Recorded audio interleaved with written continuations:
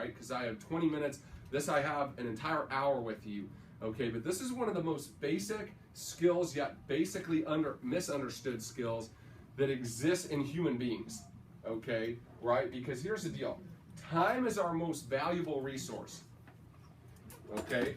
Once it is gone, we can never get it back. It's one of the only things like that in life. You lose money, you work hard, you can make more money. You smoke and you get all nasty and you stop smoking before it's really too late, right? You can recover from that.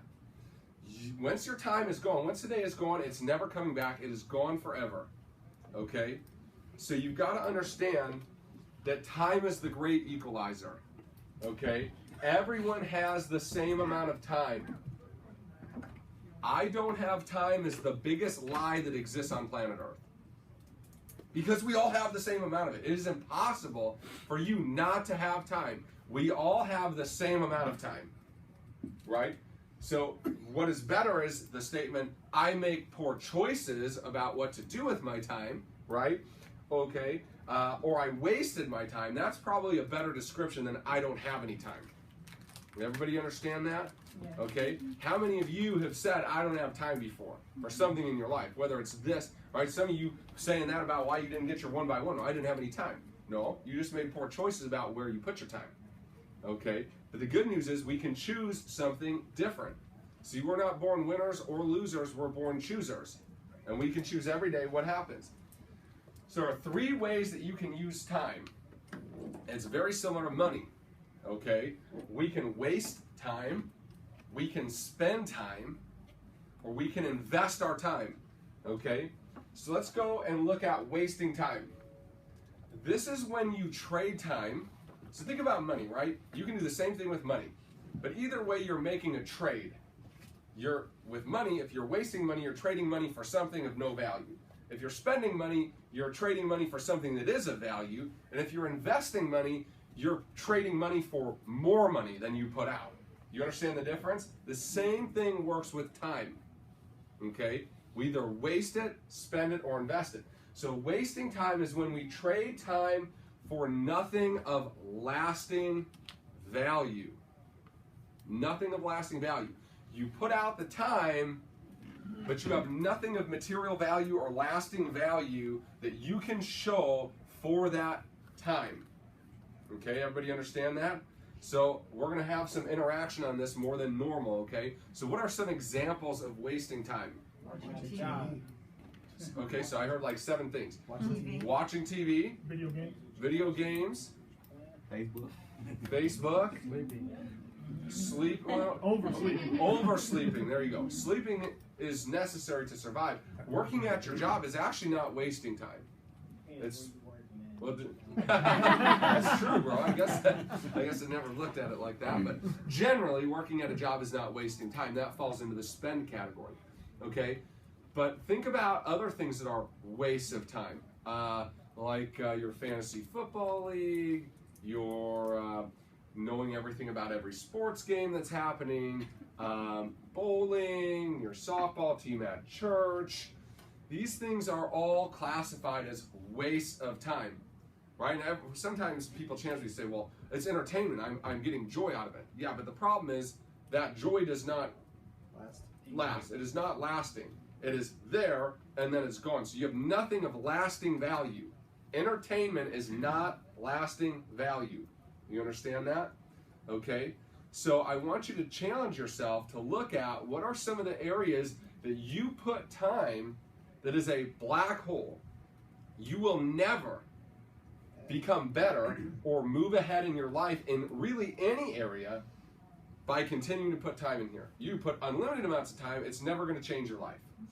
Right? What are some of those areas? And write them down and be aware of them. See, most people don't think about what they think about, let alone what they do and evaluate, right? Somebody said once, the unexamined life is not worth living. I don't remember who said it. It was a really famous person. You can look it up, okay, on Google, okay?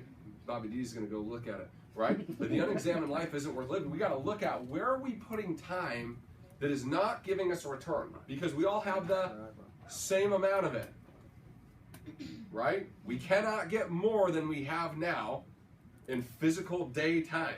Okay? So what we need to do is we need to figure out what is our least return on time and eliminate those things systematically so that we have more time for high return on time activities. Everybody understanding that? Okay, so you should have a nice long list, okay? And like, I watch some TV, right? I have a handful of shows I like, and I've always kind of watched. There's another extreme where people are like, man, I threw out my TVs and I don't have cable and all these things. That's okay if it's really that big of a deal. If you're addicted to it, that's fine, right? But I watch TV when I can't be doing anything else productive, right? 11 o'clock at night, watching an hour show in 30 minutes, right? Once or twice a week is not going to hurt you. It's when you're at 7 o'clock at night, you should be on a kitchen table, that you're watching 5 of the shows in a row. That's the problem, right? You all understand that? Okay. So let's talk about spending time. Spending time is when you trade time for something of value. Okay? Time spends are necessary. Okay? Time spends are necessary, just like spending money is necessary, right? Food is not an investment, but it's a spend, and it's a necessary spend. Shelter is the same thing, generally speaking, right? Okay? There's lots of things you can spend time on that's not going to give you more time freedom, but it is necessary for you, okay? So what are some examples of spending time? Work. Okay, so work is one of them. Church, right? Family, right? Okay, your relationships, your kids. These are necessary things that you need to do, right? Okay? So you need to learn how to manage what has to go out, right? Okay, and I'm going to show you something here that I think you'll get a lot of value out of in a second, right? But you need to look at where you're spending time and understand this. The problem with spending all of your time is that you will always have a time deficiency. Okay? The problem with spending all of your time is you will always have a time deficiency. If you do not carve out time that goes into activities that are time investments, which we're going to get to, that bring you more time back in the future, you'll never get off the rat wheel. Your days will fly by forever until you die, right? Because you're not planning ahead. It's the same thing. If you spend all your money and you don't invest any for the future, you'll never have more than you have now. Same thing with time. If you don't reallocate some of your time into the investment pool, you'll never have more time than you have now. And most of you have what you would feel very limited amounts of time right now. You understand that? Okay? So you need to be thinking about priorities, right? Write this down. Good is the enemy of great. There's lots of good things that you can be doing on a time spend. But good things stop you from doing the great things a lot of the time. So let me give you some examples of this, right? People that are like super over involved in their church, right? I work for a church. I understand how that works, right? The line is blurred, okay, right? But listen, I promise you, there's somebody else there that doesn't have as bright of a destiny as you do that can vacuum the church, okay? They can. They're gonna survive. They'll figure it out. They'll figure it out. But a lot of people do that, right? I mean, they're at the church 6 days a week doing this thing, that thing, the other thing. They don't have time to get free, right? You understand? Same thing with your children, okay? My children are in one activity at a time, right? And that's it, okay? So, like, look, like some of you have, like, kid soccer players. Man, they're traveling around. They're all over the place. They're spending all this time. Your kid is not going to make $1 million a year playing soccer. This is the United States. They don't live in Europe, they don't live in Argentina where they can make a living doing it. So it's fun, but they're basically running around and you're spending hours for them to run around and kick each other in the shins, right? So but listen to what I'm saying. I'm not judging you. I'm just trying to get through to your head. You're spending inordinate amounts of time on things that don't matter. Well, my kids matter. That's true. But you would be better to spend a half an hour reading to your kid or talking to your kid than a weekend taking them on U10 travel soccer, where they're around a bunch of other kids, right? That's not spending time with them, right? Do you understand? Right? You got to look at that. What's my return? I have 72 continuous hours where I don't talk to them for more than 2, right? And they're running around, or I spend those 2 hours and I end up with 70 left over, right? Okay, and these are some of the things that are hard to deal with, right? Okay, but average people make average commitments, and great people make great commitments. And sometimes you got to be willing to give up good things for great things in your life. And sometimes you need to be able to tell that to your children. Kids, the reason you're not in 17 things like your friends at school is because you have a future that we care about. And you can't be great at everything. You can be great at 1 or 2 things. So you need to find those things, and you need to become great. And while everybody else, right, think about it like light. Okay, you have sunshine, it's enough to warm the earth. You focus that sunshine into a laser beam, it'll blow a hole through the earth. Right? That's the power of focus. When you focus on a few things you can be great at, that, by the way, like I say in the Out Night, the 4th question is, will it be worth it? That if you got great at, it would yield you the results you want in your life. That's where you put your time. And you got to learn to say no to good things so you can say yes to great things. Because most people can't say yes to great things because they're so busy doing things that don't matter. One of my favorite quotes by D.L. Moody, I tweeted out the other day. If you're not following me on Twitter, you should. It's just, man, it's awesome. I'm just blowing your mind about every 2 hours with something great. Okay, so get on there and follow me. Okay, it is true, right, George? Yeah, I follow you. Okay, so listen. D.L. Moody said this: our biggest fear, or our greatest fear rather, should not be failure, but rather succeeding at something that doesn't matter. And most people are great successes at things that don't matter. Right? Well, they forget to succeed at the things that do. Their family, their health, their faith, and their financial well-being. Right? They don't have time for those. They got time for everything else in the world that, like the moth, is the light of the moment that they're attracted to mindlessly, right? But no time for the major things, right? So investing time is when you trade time for larger amounts of time. Now, this might seem counterintuitive because we all have the same amount of time. I'm talking about future forward. You have a cumulative total of time, right, that you will be here on this planet. And so investing time is buying back some of those hours for uses on things you really do care about, okay? That would be an investment of time. I'm going to put some time out today in order to receive multiples of that time later. Everybody understand that? It's the same thing with money. You invest money, if you ever do a compound interest calculator, right? You invest 100 grand over a 30, 40 year period of time systematically, you end up with millions. You had 100 grand you put in, but millions in interest that you didn't have to put in. The investment gave it to you. It's the same thing. Maybe you put in 3 to 5 years of effort here and you buy back 40 years of freedom that would have been a constant spend if you didn't. Does that make sense? Right? So what are some examples of time investments? Today. Right now in this room. Well, learning how to delineate yourself from your time-money equation. Getting to the point where I don't have to keep trading time for money, right? So like learning skills, duplicating, okay? Putting time into things that are, right? The best way to understand if you're investing time is asking yourself this question: is what I'm doing right now getting me out of what I'm doing right now? Mm-hmm.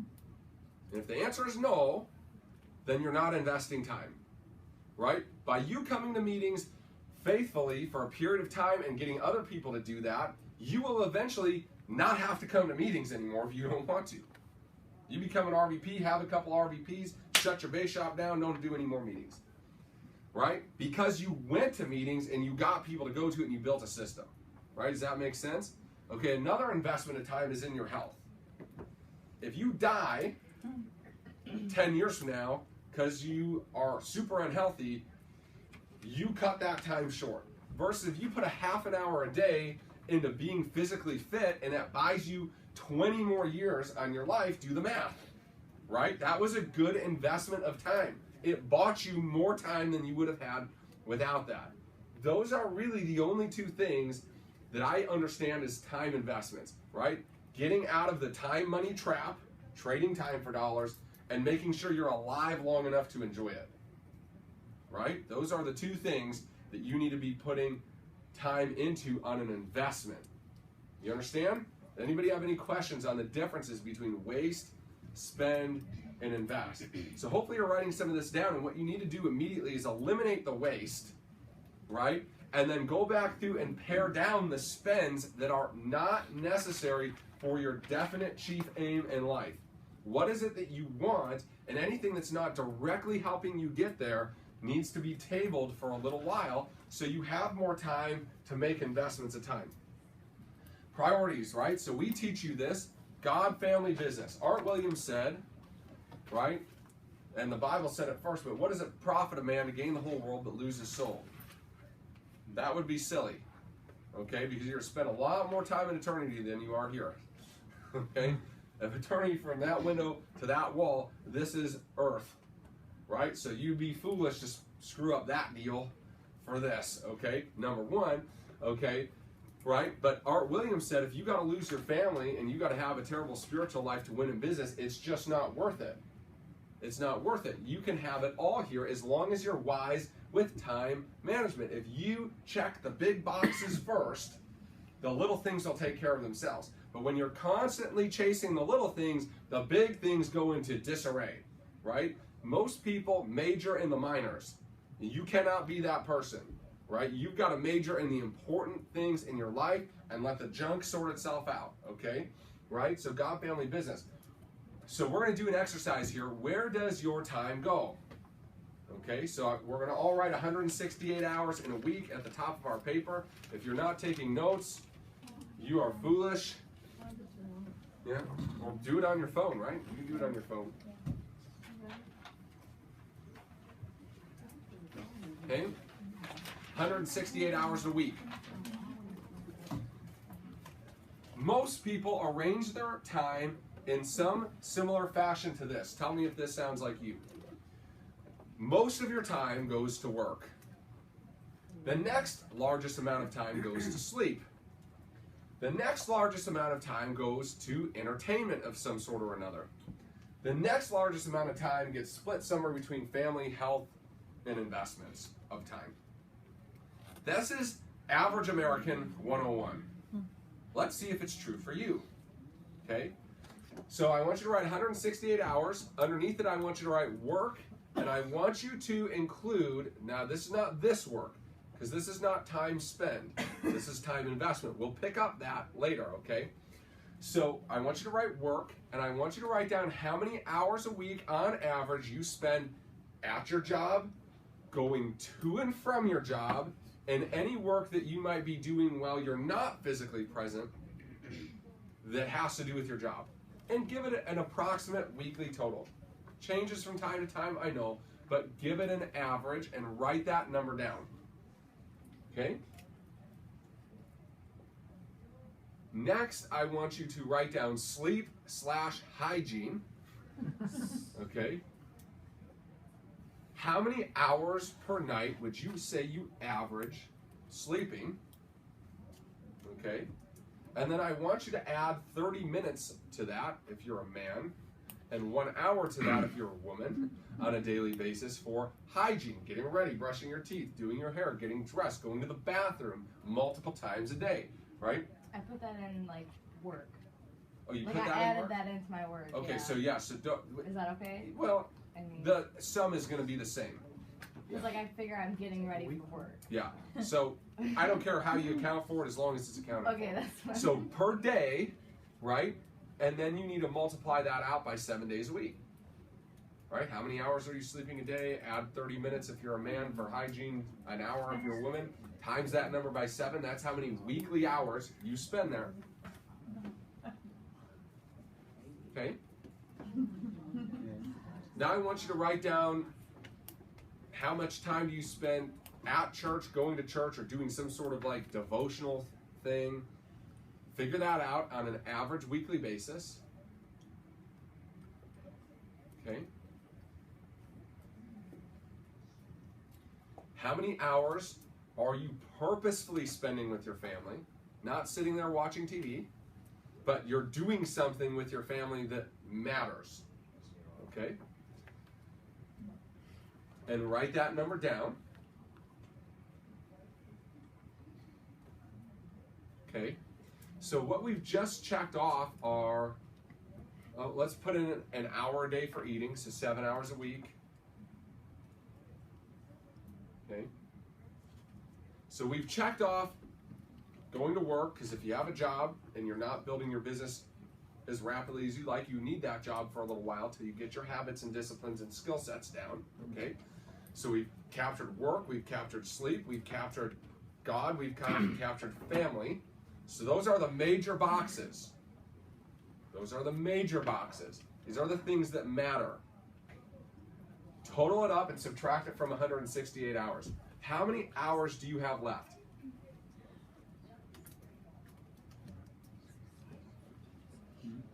Total it up and get that number.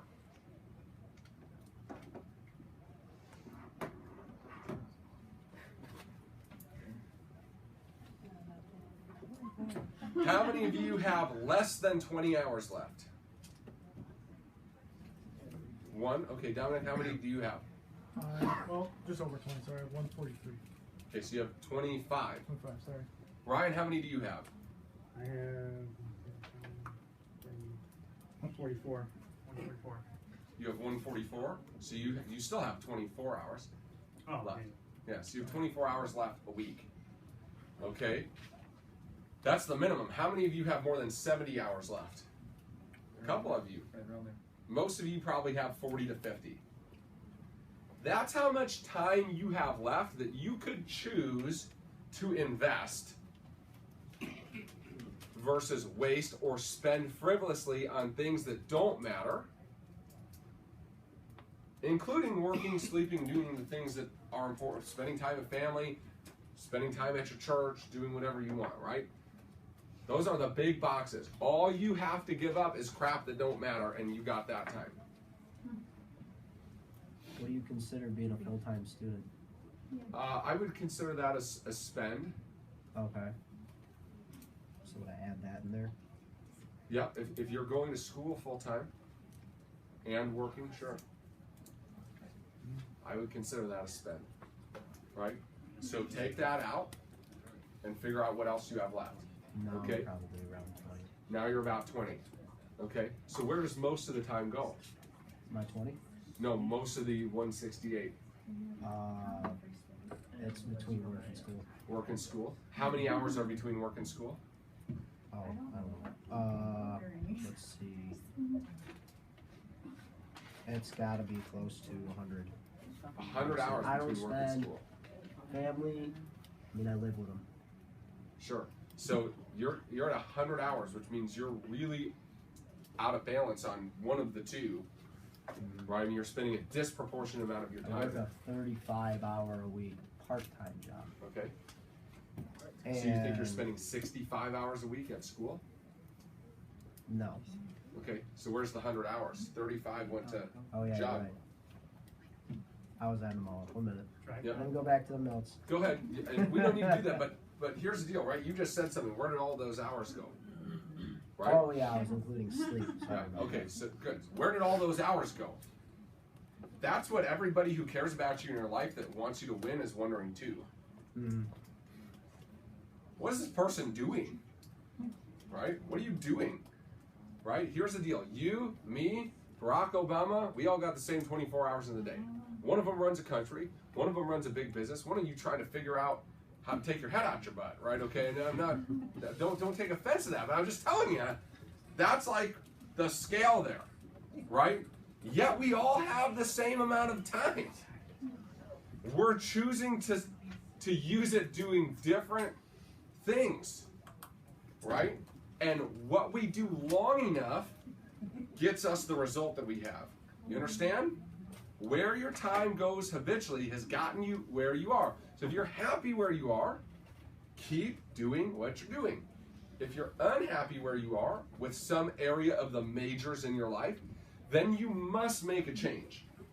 Because nothing changes until you change, right? Everybody understand that? And I just showed you at least 20 hours a week. Most of you substantially more than that. You can't tell me what you do with it. No clue.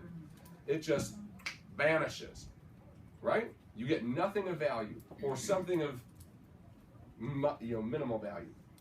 Okay? So even with no plan, We have not done any sort of planning here about the time. Look how much is left. That's enough to build an empire, you all. That's enough to build a dang empire. And then imagine when you go and subtract work and travel time to work back out because you don't have to anymore. And now you have all that time for making investments in your future. That's how you get ahead in life. End of story. You get ahead in life two ways. Getting ahead of the time game and ahead of the money game. That's how you win. Most people play behind in both. They never have any time or any money. Isn't that something? Okay. How much time do you have left to invest in your future? So let's remake this going in this order. God, family, business. Okay? Because that's what we teach you here. God, family, business. Right? Okay? So let's remake that and look at it. If you had a choice, how much time would you want to spend at your church or doing devotional things? Let's start there. If you had a choice, how much time do you want to spend on a weekly basis or a daily basis with your family? Right? And then look at how much time is left. That's how much time you have left to run your business and do the other things you want to in your life if you can figure out how to get out of your job. How are you going to do that? By using what's left now to get out and get more time. That's a time investment, right? I trade those 40 hours for how much time you spend working? 45. I trade those 40 for 80. 85. Yeah, 44 and 45 is actually 89, right? So I put in 44, I get 89. Very awesome. Right? Do you see that? You double your time. That's a 100% return on investment. If you take those 44 hours, you use them right. If you don't use them right, then you have nothing. You went from 89 hours of disposable time per week to 0 hours of disposable time because you're already wasting those and you got to spend the 45 you're already spending. You see that? Isn't that crazy? Right? So have a plan. You need to make your schedule the day before. Okay? Always.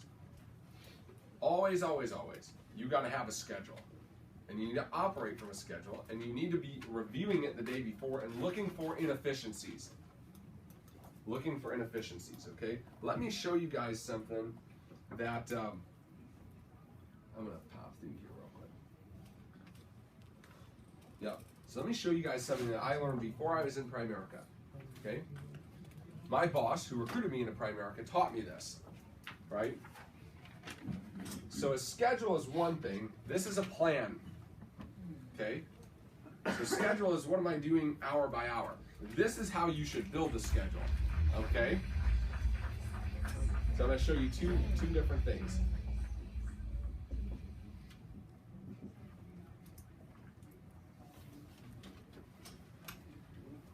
Do, call, see, and miscellaneous. So call might also be email. Okay? So every day you should do a chart like this. What is it that I have to do tomorrow? That has to be done, or that I want to get done tomorrow. Now there's some things like if you have a job, you got to be at your job for a certain amount of time. But I'm talking the important things, right? Well, I need family time, right? I need some spiritual time. I need a time investment into my business. Write them out. What are some of the less important things that you would like to do? I want to watch my show, or I want to do this, right? Okay. Time with your family, like we talked about there, right? I want to do this with my kid, blah, blah, blah. You write them all down, okay? And here you need to write down the people you need to be calling or emailing, people you need to be following up with, right, in some way, or appointments you need to be setting, right? I would put that on due for my business time, right? 3 to 5 appointments, right? So I'd pick one, say 3 appointments, right? I write it down. I got to set my 3, okay? I would have who I'm going to call for that already written out, so I'm not like, I got to set my appointments, but gosh, I don't know who to call. I don't have that guy's number. And you just kind of keep making excuses, right? In the time, right? If you know who you're going to call before you have to do it, then you just execute. Call them right off that list, right? Who do I need to call? Who do I need to email? Okay. Who do I need to be seeing? Right? That might be like appointments. Okay. and then other miscellaneous tasks that you might have. Okay? That anything you can think of goes here.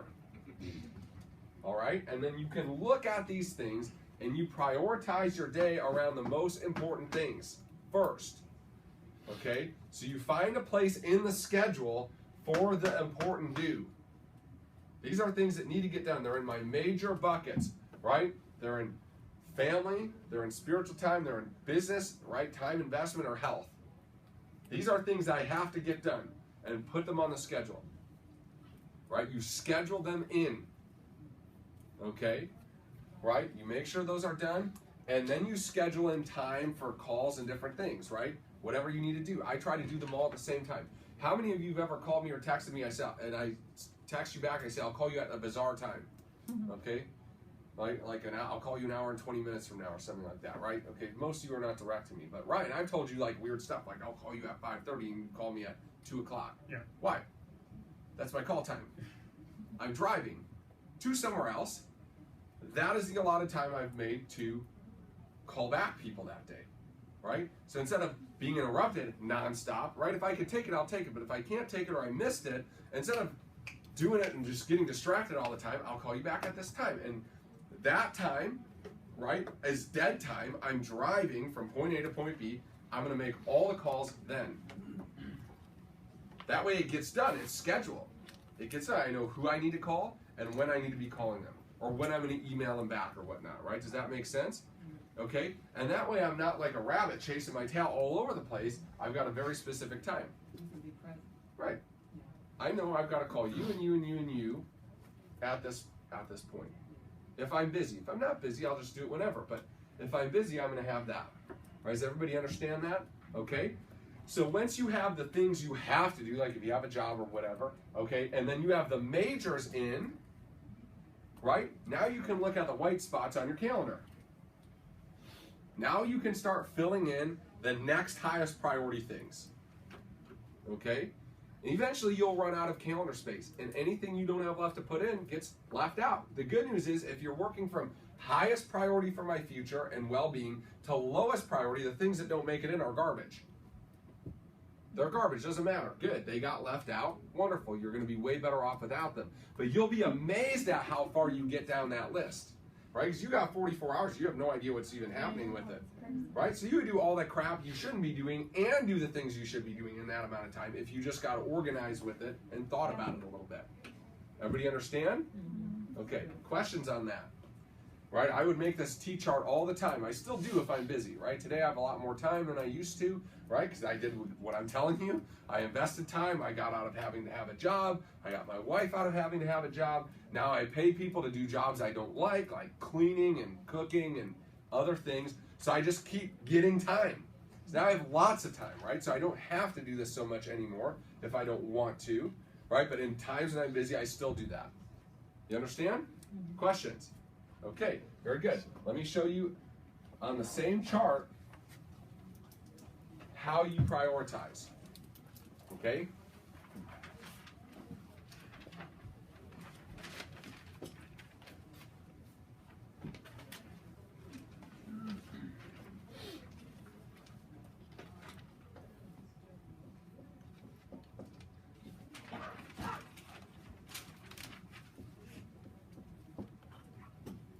Okay. Anybody understand what this is? None of you have seen this before. Wow. So there are 4 things when you look at things that you have to do. So this is on the do part of that. There's 4 categories things that you have to do fall into. Urgent and important. So this is something that's got a deadline. It's got to happen. And it's important that it happens. Okay? This is a deadline at work. This is month end trying to get your bonus points. This is your kid's birthday party tomorrow. They have deadlines around them and they are important. Right? Okay? So this is priority 1. Priority 2 is important but not urgent. What falls into this? exercising, making your calls every day. It's important, but nothing's going to burn down today if you don't get to it. Like reading.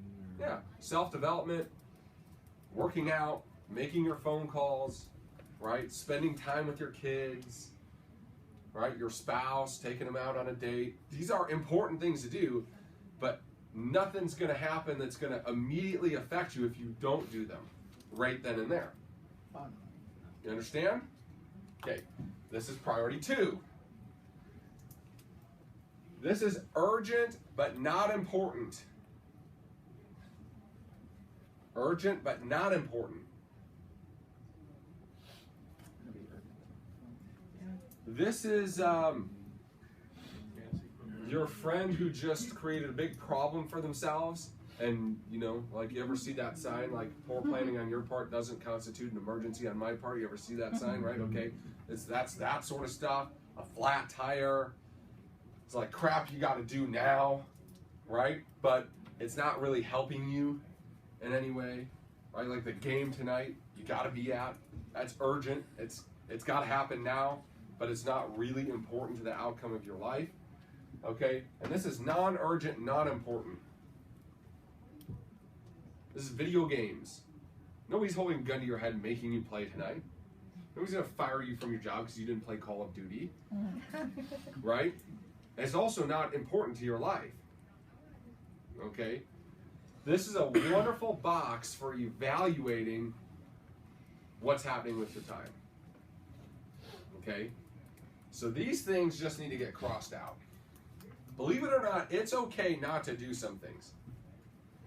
Even things other people want you to do, right? It's okay not to do them. It's your life, not theirs. Let them do what they want with their time. You do what you see fit with your time, right?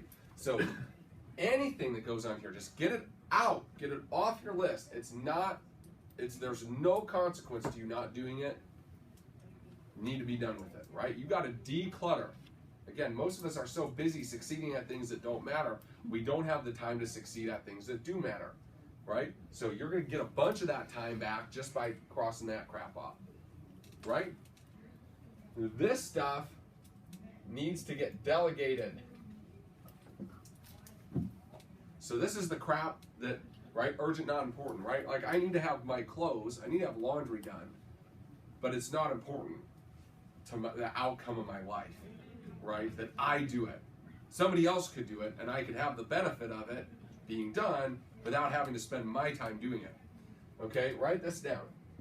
Anything that you can spend $10 an hour to have somebody else do, you need to be doing that.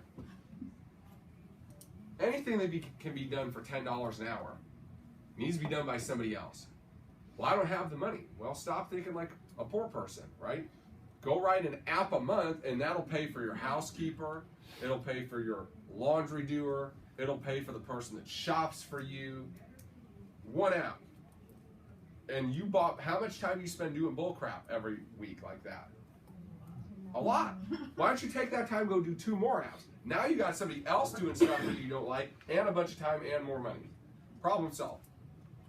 And you're creating jobs. And you're creating jobs. Sure. You're helping yourself and other people, right? You sure are. Okay, so what can you hire out? What can you hire out? Some of you are going to be shoveling your own snow this winter. You're insane. Right? I have friends that listen to this, buy a $1,000 snowblower to blow their own snow. It cost me $30 a push to get my driveway done by somebody else. What's your return on investment there, genius? 4 years, 5 years, plus the gas, plus the oil, plus the time. You never break even doing your own things that other people can do for you professionally for a very small amount of time and dollars, right? You understand that? Some of you cut your own lawn. Stop. Stop. You're losing money. How much did that lawnmower cost you? A couple $100? That's an entire summer's worth of other people cutting your lawn. Plus the gas, plus the maintenance, plus the oil, plus the time. You never get ahead that way. Right? But poor people don't think about opportunity costs. They think about saving money. Right? And then they justify it. I'm going to save $25 a week, somebody else mowed my lawn by spending $300 on a lawnmower. What sort of math genius are you? That does not make any sense. Maybe over 2 years you would, but then you didn't factor in all the other costs. The cost of maintenance, the cost of fuel, and the opportunity cost of losing all that time. Right? If your time's worth X amount of dollars an hour, take all that time over the next 4 years before you monetarily break even, and then you're 4 or 5 more years in the hole. And by that time, you got to go buy another. Do you understand? Right?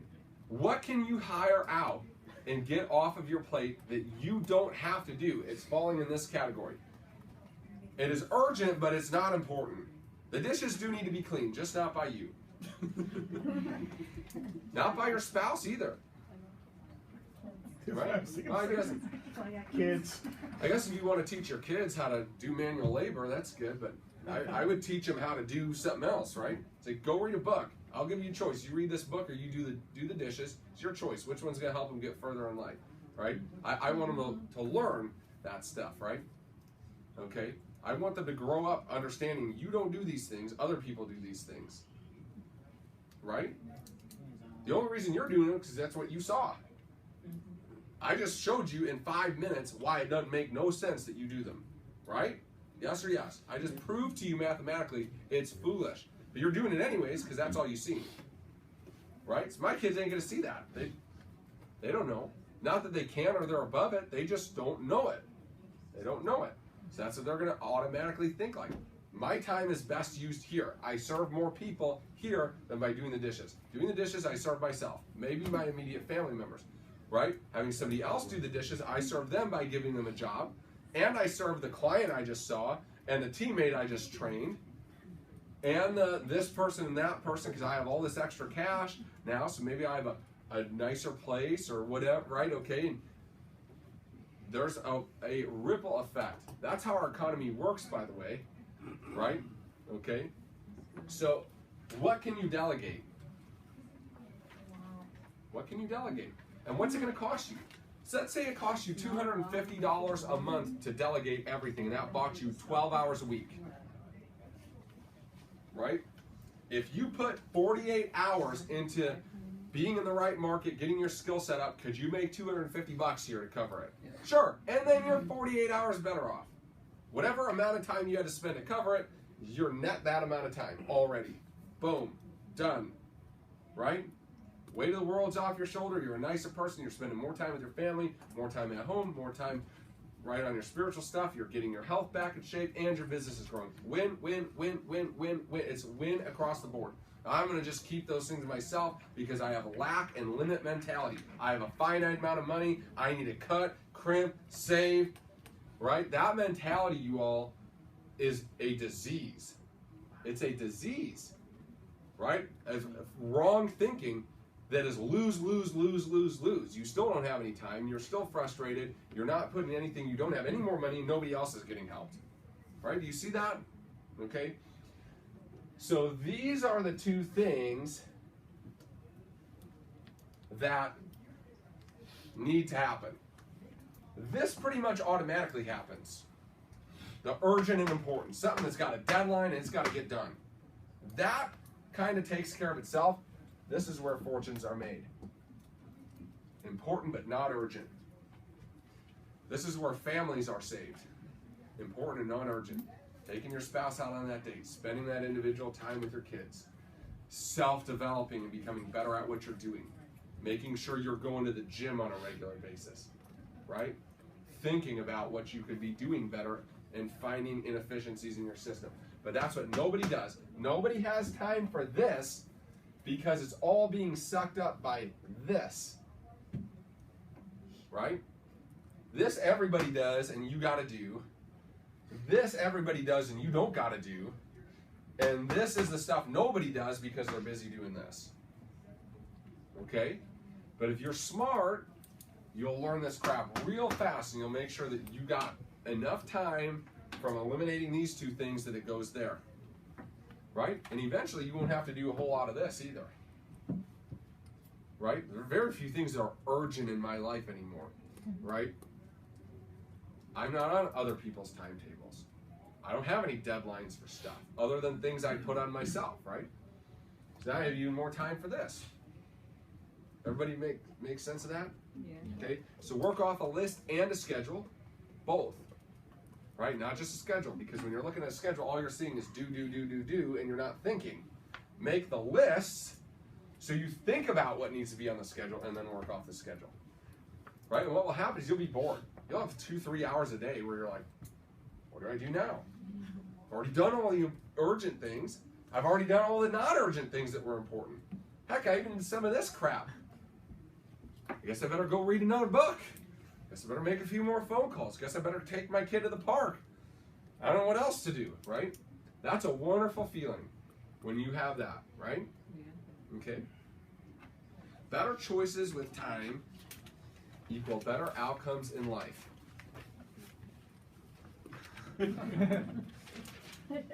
Sorry about all that stuff. Right? Better choices with time equal better outcomes in life. End of the story. You think about where your time's going, you get a plan, you get a schedule, you stick to it, and you will blow past people like they're standing still. You will. This is the difference between high achievers and everybody else. Right? High achievers figure this crap out and make it happen. Right? Everybody else just lets stuff happen to them. They're just, oh, here's an urgent thing, I better react to it.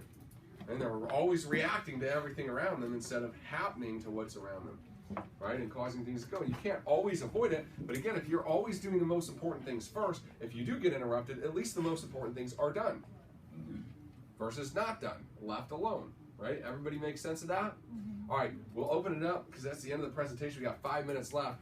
For any questions on this, right? Any questions on what we talked about, on better managing time, okay, anything like that at all? And then if we don't have anything, because I've done such a phenomenal job teaching and covering all the bases, you can ask me anything else you'd like. Any questions on any of the material that we've covered tonight, how to implement it, what you need to be doing with it, anything like that?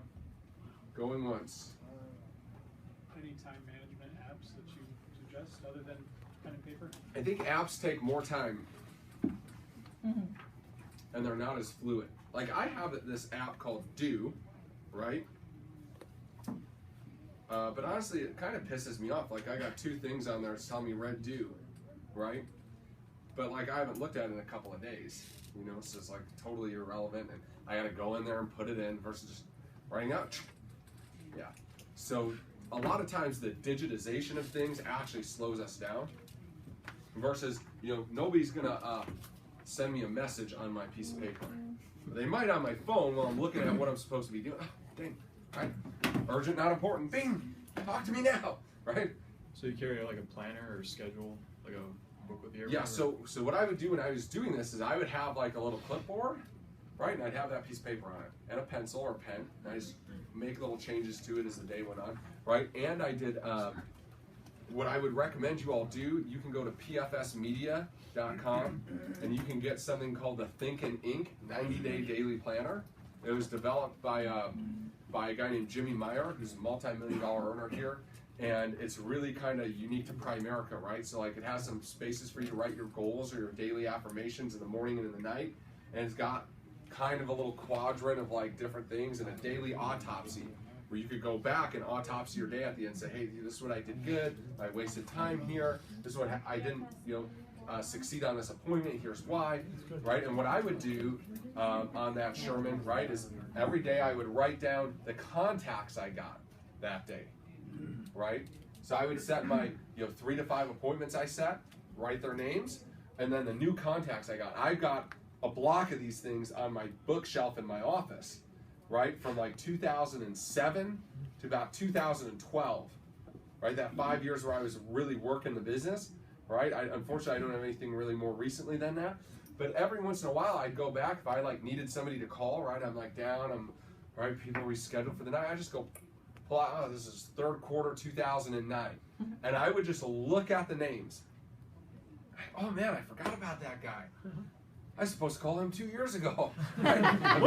Right, but I just give him a call. And I got so much business, so many recruits like that, people I've forgotten about. If you do what you should be doing with your time here, you will forget about more people than most of you will ever talk to. Seriously, right? But I have records of them, when I found them, how I found them. I can see if I ever set an appointment with them, and most of them I never call. But like probably as recently as 6 months ago, I pulled one of those books down. This, looking for a couple of new directs or whatever, and going through just looking at the names, seeing if anybody pops off the page at me. I have RVPs written in that book as prospects. Seriously. You look at it, it's like, that book made me $1 million. That one page made me $1 million. Page with John Cooper on it made me $1 million. Isn't that something? Right? One piece of paper worth $1 million. When in the evening, like early evening, late in the evening, do you? Okay, yeah, so again, when I was really building, I would do it right before I went to bed. Because if it was early in the evening, I should be out on appointments with people. Right? So I was coming in late, I'd watch my show or whatever with Jess, okay, and then before I went to bed, I'd take 10 minutes, I'd just look at my day, scratch it out, think it through, right, see if there was anything, right? How many of you that I've ever trained said, hey, can you move this appointment this way or this way? Right? That's me going through and saying, I'm driving from this side of town to this side of town. Let me just see if I can flip-flop. If I can't, I'll deal with it. But I don't want to deal with it if I don't have to, right? And I try to move stuff to get it to fit. Good question. Other questions? Going once, going... And the important but not urgent box, I don't know if you remember what you said, but you said something about this is where a blank is made. You know what? Fortunes. Fortunes. Fortunes. Yep. Fortunes are made by doing things that are important, but nobody's forcing it on you. That's also called self-discipline, right? Doing the things you should be doing when you should be doing them, so you can get to do the things you want to do when you want to do them. Most of us do the things we want to do when we want to do them and wonder why we're broken, unhappy, and nobody likes us, right? Well, that's why. You did all the stuff you wanted to do right now, and you didn't remember to do the important things, and now you're a giant tool, Seriously, that's how you become a tool. Right? You do the things you want to do, you don't care about the things that are important to be doing. Right? You're always having to be bowed out by everybody else. Can you loan me some money, dude? Right? Any other questions? Yeah, how do you tie a bow tie? Go to YouTube. Try. Pay someone to do it. Exactly. Pay somebody to do it. John will charge you $10. I'll tie it up for you. I'll get a 2-liter. All right. Any other questions about anything? Going once? Going twice. All right. Listen, y'all. You cannot leave because there's an op night going on. So as soon as you hear that music, get on up and get on out of there. But discuss some of this with your friends. Ask questions. Do it as you may, but don't leave the room because you'll distract the people during the op night. Thanks, Ian. Are there physically available? 2-liter No, you show up and your name is on the list, and somebody checks you. Yeah. And if you're not on the list, you'll be sent home.